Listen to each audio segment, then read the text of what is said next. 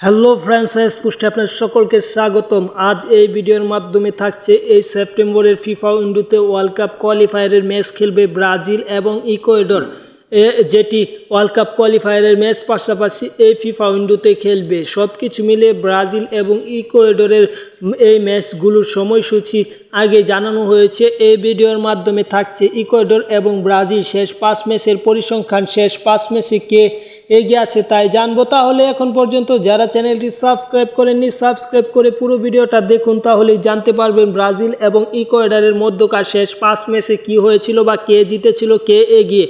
যদি আমরা দেখি 2022 সালের 28 জানুয়ারি সর্বশেষ ম্যাচ খেলে ব্রাজিল এবং ইকুয়েডর, যেটি ওয়ার্ল্ড কাপ কোয়ালিফায়ারের ম্যাচ ছিল, যেই ম্যাচটি ড্র হয় 1-1 গোলের ব্যবধানে। এবং 2021 সালের জুন মাসে যে কোপা আমেরিকা হয়েছিল, যেটাতে আর্জেন্টিনা চ্যাম্পিয়ন হয়েছিল বা ব্রাজিল আর্জেন্টিনার সাথে ফাইনাল হেরেছিল, সেই কোপা আমেরিকা একটি ম্যাচ খেলে 2021 সালে ব্রাজিল এবং ইকুয়েডর। সেই ম্যাচটি ইকুয়েডরের বিপক্ষে 1-1 গোলে ড্র হয়। এবং আর ব্রাজিল এবং ইকুয়েডরের মধ্যকার 2021 ওয়ার্ল্ড কাপ কোয়ালিফায়ারের জুন মাসের যে ফিফা উইন্ডো, সেটাতে একটি ম্যাচ হয়েছিল, যে ম্যাচটি ব্রাজিল 2-0 গোলের ব্যবধানে জয় লাভ করে।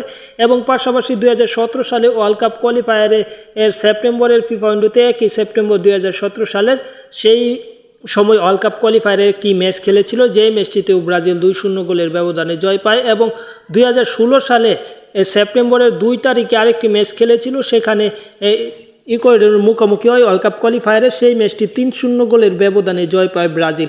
তাই সব কিছু মিলিয়ে সব শেষ 5 ম্যাচ দেখলে যেখানে ব্রাজিলের কোনো হার নেই, পাশাপাশি 3 গোলে মানে 3টি ম্যাচ ব্রাজিল জিতেছে এবং 2টি ম্যাচ ড্র হয়েছে। এবং যদি আমরা দেখি শেষ 8 বছরের মাঝে ইকুয়েডরের বিপক্ষে ব্রাজিল এখন পর্যন্ত হারেনি, সেই 8 বছরের মাঝে আরও বেশি হয়েছে, কিন্তু এই শেষ 5 ম্যাচটি হয়েছে 8 বছরের মাঝে, সে 8 বছরের মাঝে এখনও হারেনি।